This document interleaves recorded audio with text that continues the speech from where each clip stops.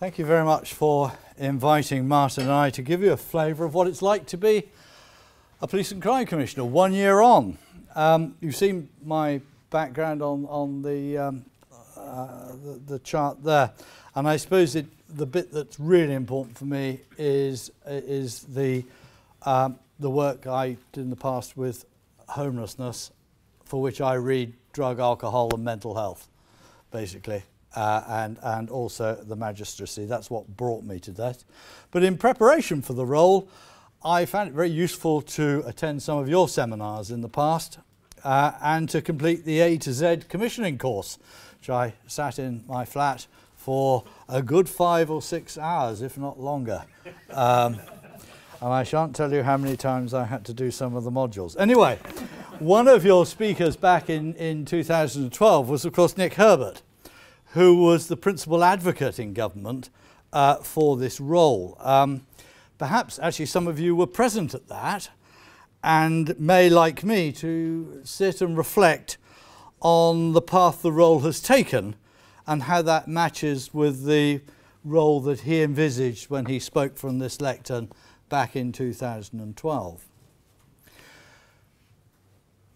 Martyn and I have worked together on this speech. I wrote mine and then he filled in the gaps. But there is a continuum here. So I'm going to just talk very much about the job. It's an incredibly busy job. There's a public expectation that it's a job that will be undertaken within the financial envelope of the police authorities that we replaced. But you will appreciate that we are not police commissioners, and the and crime part of the agenda of this new world was not undertaken by the police authorities, and I think for both Martyn and myself is the biggest challenge. And I say that because we have both appointed excellent chief constables who are professionals in their field. One of our first jobs was to appoint a chief constable in both our policing areas. And it's their job to run the police, not ours. It's their job to detect crime, and it's their job to protect the public. We hold them to account in that role, and we account to the public for any failure. And without the pleasant anonymity that went with being a member of a police authority, our minds are firmly focused on that task. And also the role is much bigger than that, because we also lead on the greater, wider crime strategy and justice arena. In my police and crime plan, I talk about partnership, proactivity and prevention. And I think that sort of summates the role in 3 words around what I'm doing. So I want to start by telling you what a PCC does, or what this PCC does anyway, and what a day looks like. For me, I'll be in the office in Devizes, that's down in Wiltshire, at 7:30, and in the canteen with the other early risers for a cup of coffee at 8 o'clock. And that will include the chief constable on many occasions, because unlike many PCCs, the chief and I share a building. We meet formally in a commissioning board every 2 weeks, but we meet informally in the corridor and in the canteen whenever we're in the building at the same time, frankly. And we do quite a lot of business in those little snapped conversations about understanding where we're both going, and they're very important to me. I remain responsible for ensuring value for money. I sign the contracts, I pay the bills. I review all the expenditure. I look at the invoices. I own the estate. I make the strategic decisions, and I can't do any of these in a vacuum. That said, the chief is very ready to question a course that I undertake. And there is this perpetual elephant in the room about independence. It's very easy for a chief constable to say, oh, that's operational PCC. And that we don't get a lot of in our area, but it's always there. And I can honestly say that we manage a healthy dialogue rather than megaphone diplomacy.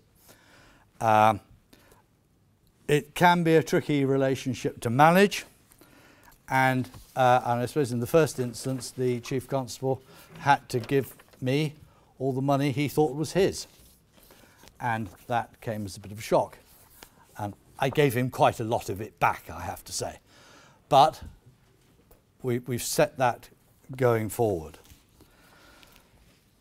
The bottom line is this: if I commission a service, and 90% of the service is commissioned with the Chief Constable, I'm entitled to know exactly what is going on and what I'm getting for my money. I'm the one that has to stand in front of the public, the press, and of course shots across my bows from political opponents. Therefore, I need to be very close to the business without managing the areas which are beyond my remit. Where that remit begins and ends may be tested as we go on. I hear some strange views, not least from Her Majesty's Inspector of Constabulary, and I suspect that some of these things about remit and charge will eventually be settled in the courts. Hopefully not with Wiltshire being there alongside it. When the bill was before Parliament in 2011, the government was invited to legislate on these grey areas, but declined in favour of a common law position. What is operation? What is operational? Said the jesting Herbert at the time. It's worth dwelling on the next elections, just passingly. Surprisingly, the November elections didn't get the public out in their droves. The spring elections in 2016 will be very different. People know what the office is now, they know what it does, and they also know in many instances the individual that's taxing them. And they know whether that individual is giving a good, bad or indifferent service for the money. And although it might again migrate into party political lines, that this is something that is broadly absent from the day-to-day life of a police commissioner. More seriously, political attacks on police performance are likely to develop apace with the election coming up, and we need to be ready to deal with this. The attacks will be on individual commissioners, but if you work in a service concerned, you will also feel the heat. Civil servants and local government officers are well versed in dealing with political brickbats that fly at election time, but I suspect that this will be uncomfortable for some of the members of the constabulary as they find it coming around for really the first time. So going back to the day job, I have days when there are briefings in half-hour, bite-sized chunks around a number of topics: stop and search, killed and serious injuries, performance complaints, custody visiting, looking at all the freedom of information requests that come into the office. I have day visits to organisations, perhaps around mental health or homelessness or sexual violence or education or rehabilitation. I have my consultation forums, usually half days, with young people, with businesses, with victims, with the rural community. I run consultancy groups that look at sentencing guidelines when they're being promulgated. In fact, I believe that the PCCs are one of the best people in the community to undertake that consultation in respect of sentencing guidelines. In the first year, I had 16 award ceremonies, 2 royal visits, 16 national events, and was the speaker at many of them. In the first, I speak at breakfast, at business clubs and chambers, and evenings at Rotaries and parish councils. I have my formal meetings, 27 every quarter in the evenings across the county. I have a set-piece public meeting with my performance committee, or around performance 4 times a year, and then of course there are police and crime panel meetings. And last year I attended 3 weekend shows in the countryside where we set up stalls.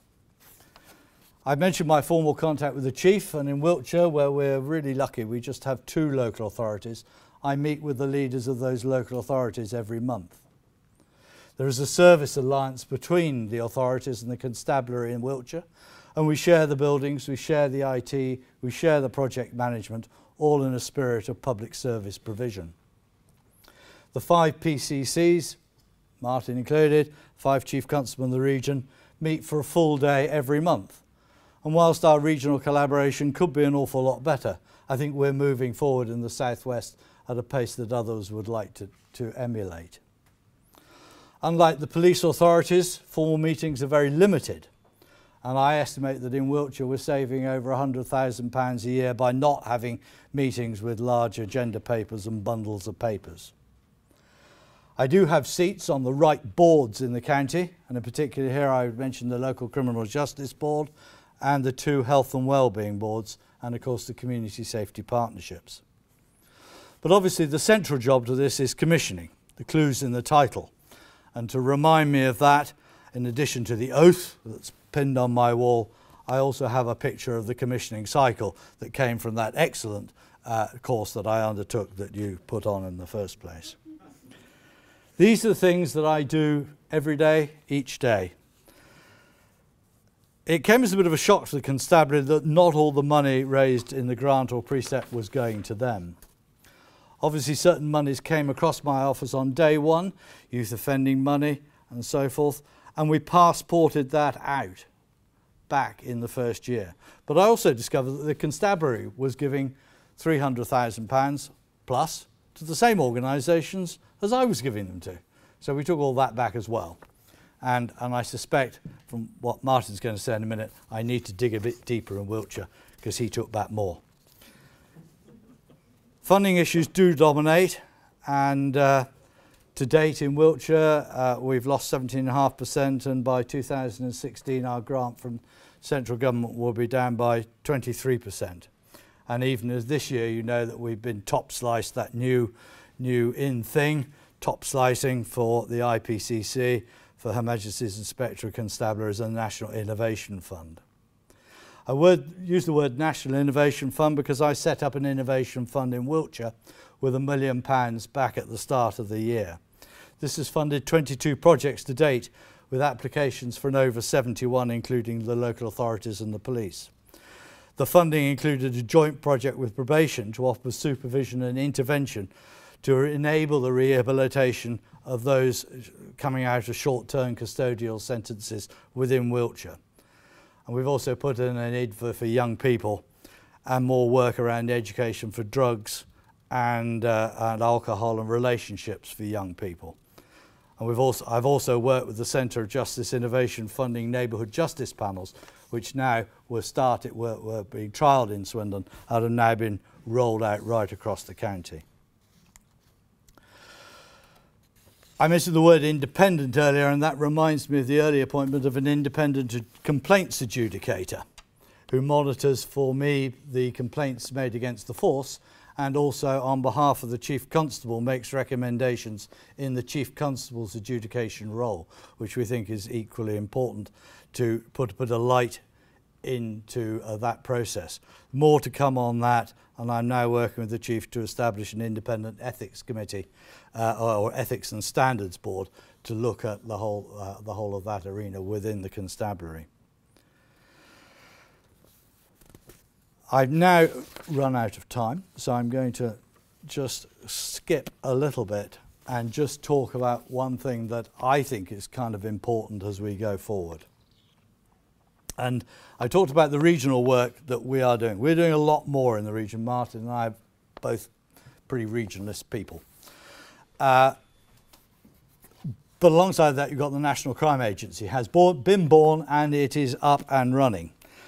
And whilst they are doing things on a national level and a regional level, and we've seen that Cyber Street initiative coming out today, I think, what I think we have to remember is that crime isn't falling. Stagecoach robberies on Salisbury Plain have gone down and are now quite rare.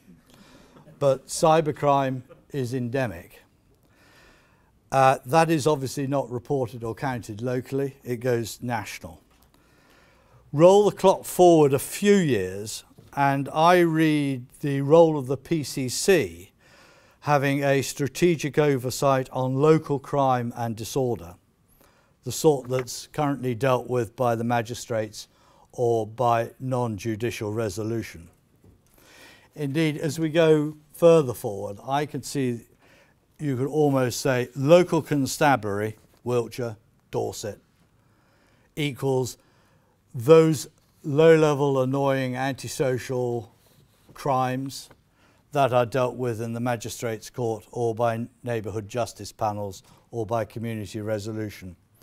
And then alongside that, we will have regional policing, the technical stuff, the heavyweight stuff, backed by a national crime agency with national resources, and those sorts of persons will be dealt with in the Crown Court and above. I think that's the way we're going to go. I'm not fazed by that at all. I think it's probably quite a good route. This role is very broad, and as I said earlier, in the spirit of our regional collaboration, we've shared our speeches. So I think Martyn will now give you another perspective on what is our common agenda of reducing crime. I'm going to tell you about the three roles we have and roughly what we do with those three roles. So Police Crime Commissioner, but I want to touch on something Angus talked about earlier, because it is the most important thing in my job, and that is the relationship with the Chief Constable. Without exception, if you said to any PCC, what is your most important relationship, I'm sorry to disappoint you, but it's not a partner and it's not a commissioner, it's the Chief Constable. And I found over a year that we've now, in my office, we've actually devised almost an informal escalation technique, because the worst thing you can do is fall out with your Chief Constable, and when that happens, it's been publicised nationally, as you know. So what we do is I divert as much as I can from the Chief Constable and myself. So we start off confronting, we confront hundreds of times in the last year over a member of the public's complaint or a process or a crime fighting technique, and we do it from my staff to the Chief Constable staff. The second stage of escalation, if you like, is my Chief Executive will talk to the Deputy Chief Constable, which keeps sterile from myself and the Chief. If we get to third stage, that's me talking to the Chief Constable verbally, which is less confrontational. And then we get to stage 4, which is where I write her a letter. We've only actually ever got to stage 4 twice in a year. We got to stage 5, which was a very formal letter saying, you will, once. And I don't like going there. I'm actually elected to do that, but the way you do it is so crucial, because if you get the relationship wrong with the Chief Constable, frankly, we should just pack up and go home. So what was the one example where we went to full escalation? It was over the 101 emergency number. The performance in the force was appalling. The public were telling me that, the councillors were telling me that, and so she got a written warning saying, I'm giving you a month to sort this out, which she did. Everything settled down again, and we go back to how we were. I go into the detail of that because I was here a year ago listening to you talking about what's going to happen with PCCs and Chief Constables. Well, that's what happens. I spend my life trying to get my staff to deal with confrontation, and if it gets to myself and the Chief Constable, you've got a real problem. And that is for obvious reasons. We can't afford to get it wrong. If you get that relationship wrong, everything goes wrong. I've also brought in some reviews you'll see on the slide. So this is what we do in the police, you know that, and I've just talked about the governance and scrutiny and the possible clash with the Chief Constable. Like Angus, I sit on various boards, I co-chair all the strategic boards in my force, and I have a commissioning board like Angus, which oversees all the commissioning. But these things took time. You know, the commissioning board only sat in August for the first time. It's now actually quite a well-oiled machine, but it took time because we came in as new people and we had to find a new process. The rural review is interesting. I'm here to represent the public. The public were telling me we're having a postcode lottery. If I live in Upton, I get a completely different service to if I live in Sherborne. And so I said to Chief Constable, I'm not happy. I want a review of how you police rural areas. Bear in mind that 96% of Dorset is rural. And that review identified training issues, identified different practices that we've now brought in line so we can remove the postcode lottery. So this is what PCCs do. The public tell us what problems they've got and we try and deal with them. This next bit is all about, and Angus has already touched on it, this is my day job, this bit. It's not the police. As Angus said, we have a professional, highly paid person running policing. This is what I'm here for. This is what I was elected to do. Why? Because these things here change society. They change lifestyle, they change offending, they change crime levels. And let's give you some examples. Early intervention. I'm passionate about early intervention. I've always said, if you can change the outcomes for 0 to 5-year-olds, you can change the outcomes of a generation. And when I first got elected, I got blank looks from my partners who thought, what on earth is a police crime commissioner getting involved in early intervention for? But we got there, and the Early Intervention Foundation pilots that you'll probably know about, 3 bids went in from Dorset for all the 3 top tiers, and all 3 of them were jointly between the local authority and myself, and we won 2. And the good news is the local authority that didn't win a pilot then went on to secure its own early intervention pilot funded privately by JP Morgan. So in my area, every part of Dorset now has an early intervention pilot, which I'm partly funding and partly helping with the evaluation and the information sharing with the police. Mental health. I wear 2 hats here. Mental health, I've seen the list of people in this room, and a lot of you actually touch on this area. I wear 2 hats. One is locally and one is nationally. I do a lot of things nationally. You're asking what we do a year in, so let's tell you. Some of these things aren't sexy and some of them don't make headlines, but they do take my time. I represent PCCs on the Transforming Rehabilitation Agenda. I know there's some people here from the MOJ. I represent PCCs on the voluntary sector agenda nationally. I represent PCCs on the custody visiting scheme, which we have in every force. PCCs are in charge of custody visitors. And I represent PCCs on the 2 pay award bodies.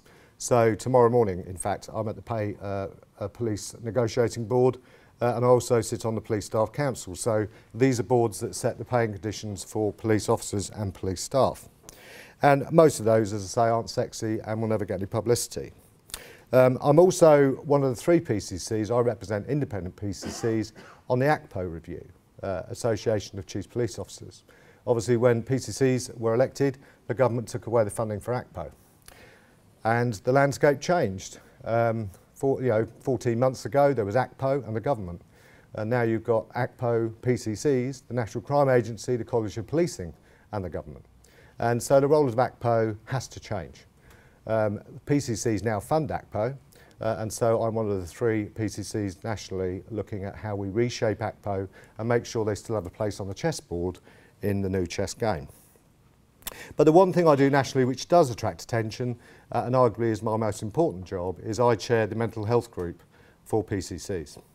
And in this group we sit with NHS England, with the Home Office and with ACPO to try and address the enormous issues we have in policing and mental health. Now, we've made some progress already. Some of you will know that on the 27th of January, a Concordat's being issued, which is an agreement nationally between all agencies to work together to try and remove people being detained in crisis from police stations and to sort out the transportation issues and to treat people with dignity and respect. We've also just got the new pilots you may have heard about, the 10 liaison and diversion pilots, one of which is coming to Dorset. But there's still a long way to go. Last year there were 9,000 people detained, in my view, wrongly in police custody blocks because they're in crisis. And until we can deal with that issue, I won't say mental health in this country is working. I'm jumping my speech to try and bring us in line with time, so bear with me. One thing I haven't got right, and Angus has, which is a problem nationally, is the government missed a trick on health and wellbeing boards. They came into existence just after PCCs, and we weren't included statutorily. And I think that was a missed trick. In Dorset, I don't sit on health and wellbeing boards. I speak to the chairs, I have good liaison with them, but I don't sit on it. And I can't insist they put me on it. And I find that quite bizarre because most of my time, as you can see from that slide, is all about health issues, licensing, and alcohol, mental health, everything to do with health, and yet I don't sit on the board, and I think I should statutorily. Angus does, because he's got such a good character and he's so well liked, he sits on all the health wellbeing boards, but 50% of PCCs don't, and that's an issue for me. Going back to mental health, I'll talk about national work. Locally, we've got a street triage system coming in on the 1st of April, which is 50-50 funded by myself and NHS England, and that will hopefully remove some of the people going into the cell blocks in Dorset. We have areas in this country where people don't go into cell blocks, Merseyside, West Midlands for example, but in Dorset we have a problem and most counties do. So I work behind the scenes, because I don't sit on the Health and Wellbeing Board, trying to remove the blockages, particularly in relation to mental health and 136. The second bit on this page I'll take you to is licensing. And in relation to licensing, the rub here isn't with the police force, it's with the local authorities.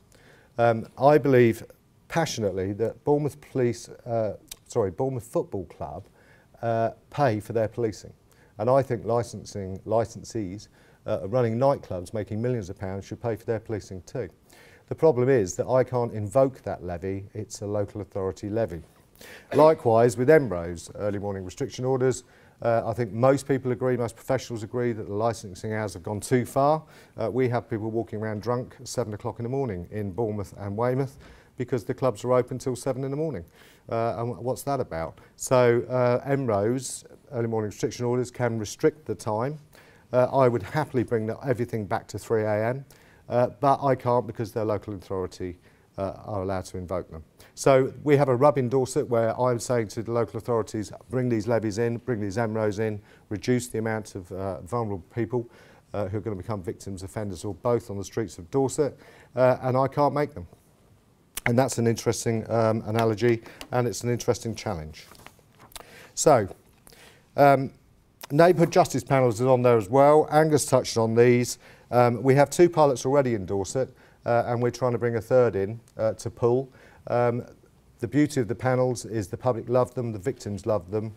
There's a bit of a rub of the police over them. The police think that community resolution works quicker and better. But I know Angus and I both share the view that we should have neighbourhood justice panels across Dorset.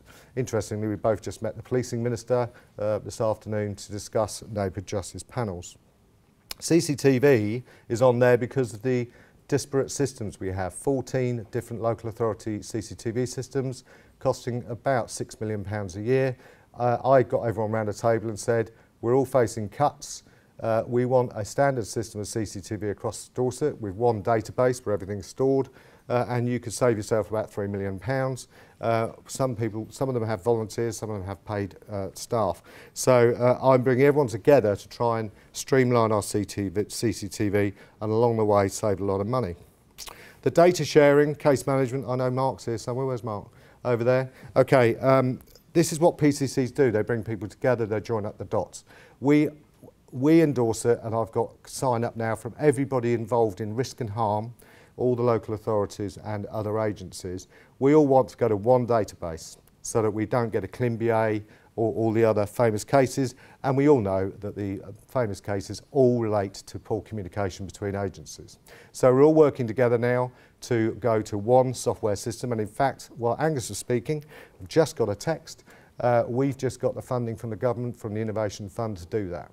So I've just received £200,000, check your phone, to bring in one system into Dorset so anybody involved in risk and harm, from antisocial behaviour to safeguarding children and adults, let's have one system. I mentioned Mark because obviously I have signed up with him for my office, but there are 3 systems out there, and that's the issue, isn't it? It's like herding cats, trying to get everyone to agree on which system to use. But the easy thing for me in a way was that some of the agencies in Dorset had already signed up to Mark before I arrived, and so I signed up to Mark too.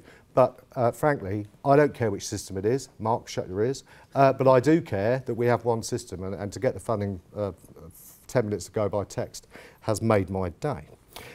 Blue light collaboration I'll touch over very quickly. That's all about joining up the fire service, and we're now looking at sharing 3 buildings. Human trafficking, big issue in Dorset, big issue nationally. I have a big thing about this. Everyone knows about child sexual exploitation, but nobody knows about the other 5 strands of human trafficking, most of which are happening in the areas that you live. So I spent a lot of time working with the Purple Teardrop campaign and the Trafficking Centre nationally to try and raise awareness. Bournemouth University is on there because when I walked into Dorset, there was no money. I had my money cut, everyone else had their money cut. Who has the money, people? They're universities. They're making millions and they're not facing cuts. So I went straight to bed with Bournemouth University. We've got several interns now working inside Dorset Police and the probation service. I use them to research and evaluate my projects, including the neighbourhood justice panels that I was just talking about. So just a tip really, if you want to do something and there's no money about, go to the universities. Works well. The commissioning, when I took office, I was very lucky to have a commissioning manager in post. Most PCCs didn't, and in fact, some still don't. But as Angus has already alluded to in his talk, this is a messy picture, isn't it? It took several months to establish who the police were paying and why. He alluded earlier to the fact I found more money than him. I found out we were paying £600,000 to the voluntary sector. There was no logic at all to how that funding was being paid. There was one charity, an excellent charity actually, that I work a lot with, who was receiving 3 payments from the police, but nobody in the police realised because it was from 3 different departments. One of it was from POCA, one of it was from the auctions for found property, and one was a funding stream from CID. So it's taken us both a year to sort this out and actually stop these fundings from the police, cap the police and say, if you want to give money, then you go to a certain level, and then we're involved in this because actually we're the commissioners. And as I say, £600,000. Now that we've tightened that up and that all goes through the commissioning board, it took a long time. Our first few months were very chaotic, and standing still on election day, we then started travelling at 90,000 miles an hour, and you must have heard about this. We had to write a policing plan, write a budget, make a decision on the precept, hire a chief constable and agree commissioning decisions for the next year in 6 weeks. Well, Angus and I didn't know each other then, but it was the busiest 6 weeks of our lives, and I don't think I went home.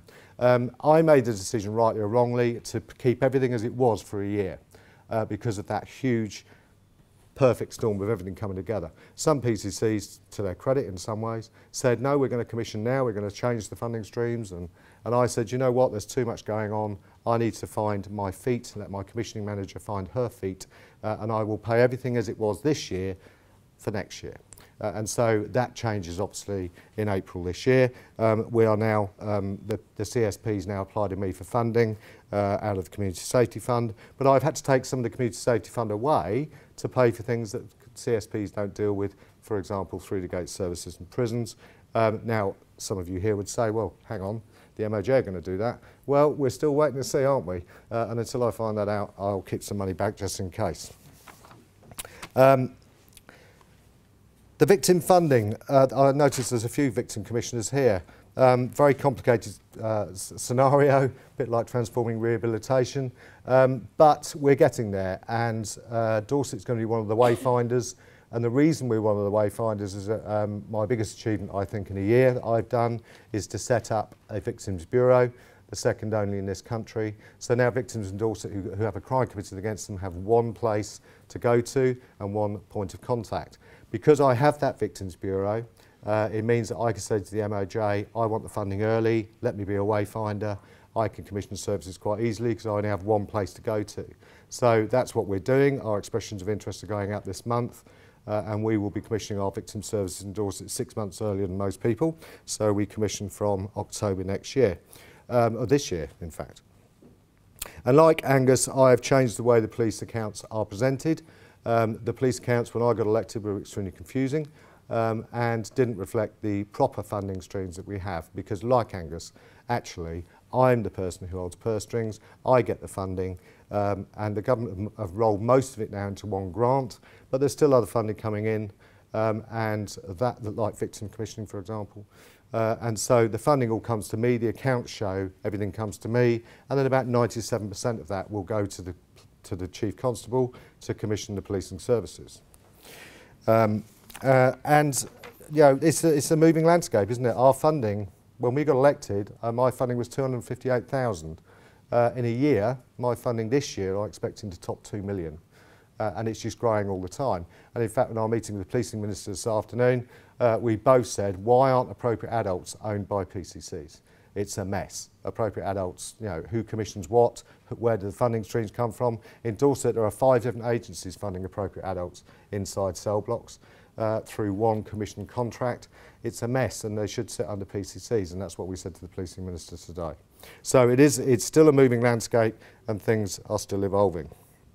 Okay, what I do locally, I would say the biggest thing on there for me is the MPs. I have 8 MPs in Dorset. I am independent, I don't do politics, but you know what, my MPs don't either. I get on really well with all the MPs. I'm in Parliament a lot with my MPs, meeting ministers. We did one today, obviously, with Oliver Letwin. But I have been to Parliament with all my MPs to meet various people and stakeholders and to lobby people to change the law or change process. The other thing I would say on there that's really important is the last one, which is meeting youth and the older population. That's the biggie. That's the one that Angus has touched on that we really struggle to complete. Okay, community engagement. I'm very similar to Angus. I do a bit more than Angus, I do it differently, really. I'm the only PCC nationally who has advocates. You all saw the fantastic bit of coverage over the Kent paid youth advocate.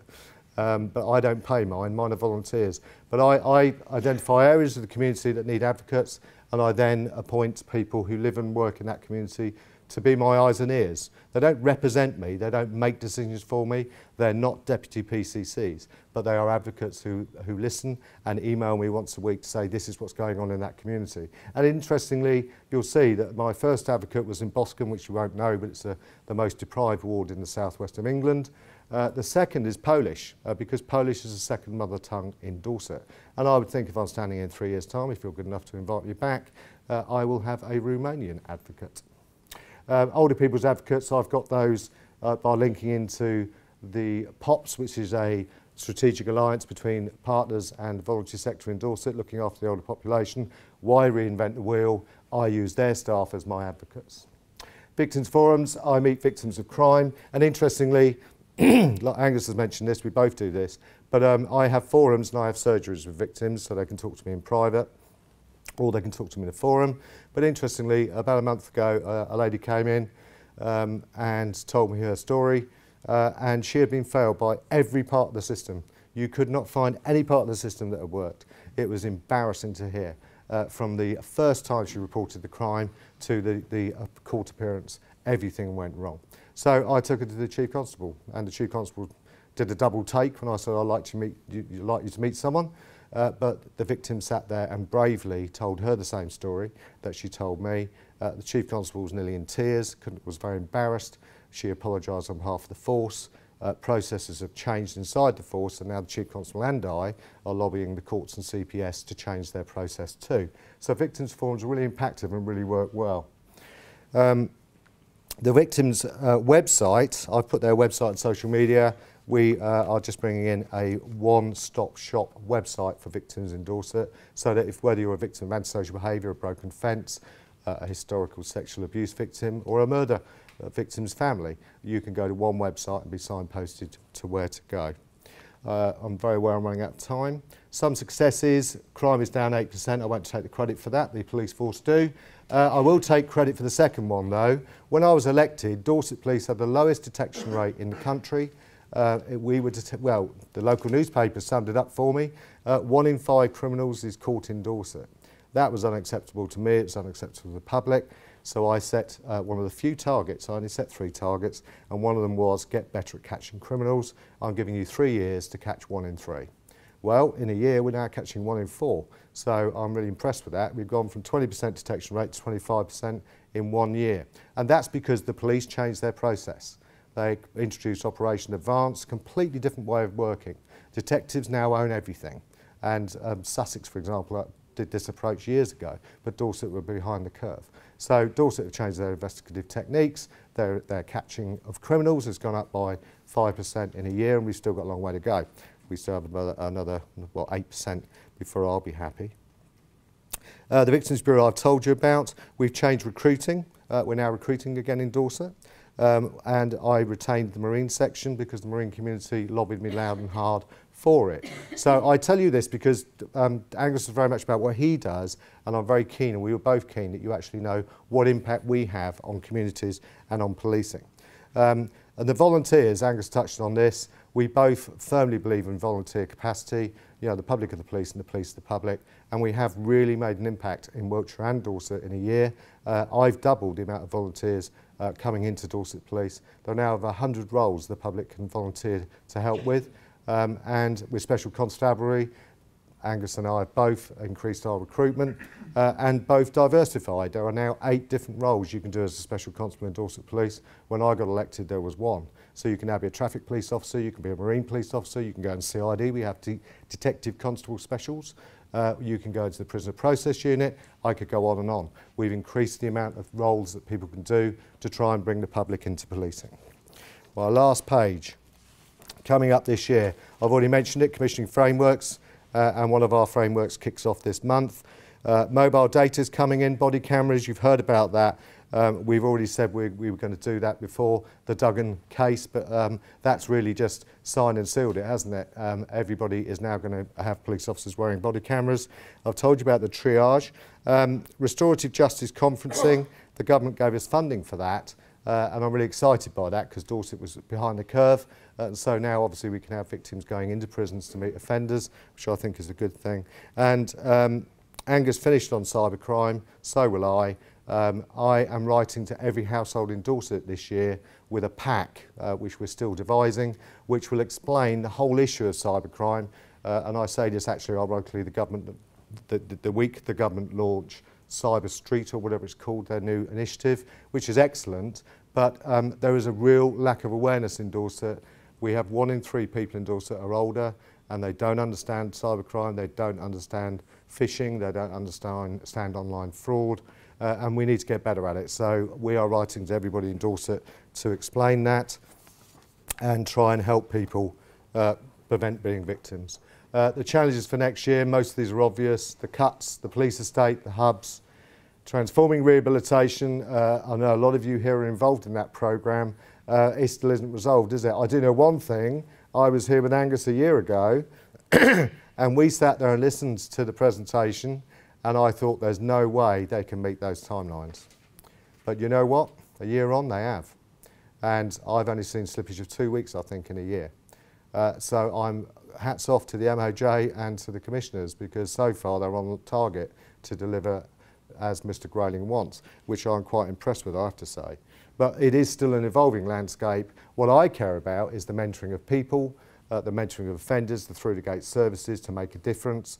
And I still await, I've looked in the data rooms and I'm still not seeing enough evidence of that for me to be happy, but we'll wait and see. Road safety is a big agenda item for me. 2 big things going on in Dorset. One is what I call benzos, because we have 1 in 3 of the older population. We have people driving all the time on amitriptyline, temazepam, etc., and having serious crashes because GPs aren't thinking about the steps of what they're doing. They issue the drugs and then don't say to them, by the way, you can't drive. And likewise, with an older population, one of the oldest in the country, we have 75-year-olds being certified by GPs who haven't seen them for 2 years. And so I have an awareness campaign going on at the moment, and I'm going to all the CCG locality groups, reminding GPs, actually, you have a social responsibility. If you sign someone is fit to drive, I want to know you've seen them within that month and that they are fit to drive, because you're not checking. So, police complaints, I was on the bottom there. I firmly believe, and have always believed, that the police should not investigate themselves. I think it's wrong. I welcome the IPCC change in direction and the growth of IPCC, but we're not there yet. And we still have something like, even with the new changes, there's going to be 50% of police complaints investigated by police officers. That, I think, is inherently wrong. So do the people of Dorset. So I'll carry on lobbying to change it. Thank you, ladies and gentlemen. We've gone a bit over time, but thank you for listening.